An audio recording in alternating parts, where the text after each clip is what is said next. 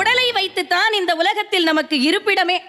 ஒருவருடைய வாழ்வில் லட்சியம் எவ்வளவு பெரிதாக வேண்டுமானாலும் இருக்கலாம், அதற்கு இந்த உடல்நலம் ஒத்துழைக்கவில்லை என்றால் பாதி கிணறு தாண்டிய நிலைதான். இந்த பிரம்மாண்ட கட்டமைப்பை பற்றி நான் கூறுகிறேன். தேகம் அது என்னவென்றால், குருபரனே எலும்புதனை காலாய் நாட்டி மாறுபடா எலும்புக்கு துவாரமிட்டு வன்மையுடன் நரம்பினால் வலித்து கட்டி தேறுதலாய் ரத்தம் அதை உள்ளே ஊற்றி தேற்றமுடன் அதன் மேலே தோலை மூடி ஆறுதலாய் வாய்வுதனை உள்ளடக்கி அப்பனே தேகமென்ற கூறுண்டாச்சே.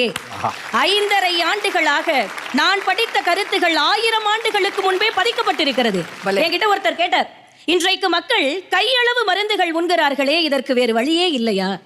என்னை பொறுத்தவரை இந்த மனம்தான் நம்முடைய முதல் மருத்துவர். இந்த உள்ளம் சொல்லும்படி நம்முடைய உடல் நடந்து கொள்ளும். ஆனால் நாம் என்ன செய்கிறோம்? பச்சை காய்கறிகளும் பலரச சுவை நிறைந்த உணவுகளும் இங்கே பொதிந்து கிடந்தாலும் அதிக சர்க்கரையும் உப்பும் பொரித்த உணவுகளை தேடித்தானே இந்த மனம் அலைவாய்ந்து கொண்டே இருக்கிறது. இதைத்தான் பட்டினத்தார் சொல்வார், மனம் ஒன்று நினைக்க வாய் ஒன்று சொல்ல மெய் ஒன்று செய்ய என் செய்வேன் கட்சி ஏகம்பன் என்பது. என்ன செய்ய வேண்டும் என்று சொல்கிறேன். நீங்கள் உங்கள் உடலுக்கு உண்மையாக இருக்க முடியுமா என்று பரீட்சை வையுங்கள். நாங்கள் உள்ளங்கை அளவிற்கு மருந்துகள் தராமல் சிகிச்சை அளிக்கிறோம். இன்றைக்கும் செல்லும் வழியிலேயே மாரடைப்பால் மரணமடைவோரது செய்திகளை நாம் கேட்டுக்கொண்டே இருக்கிறோம். ஒருத்தர் கேட்டார், கடவுள் எங்கு இருக்கிறார்? திருஞான சம்பந்தர் சொன்னார், நோயுளார் வாயுளார். நோய் இருப்பவனுடைய வாயில் போய்ப்பார், கடவுள் அங்குதான் இருக்கிறார்.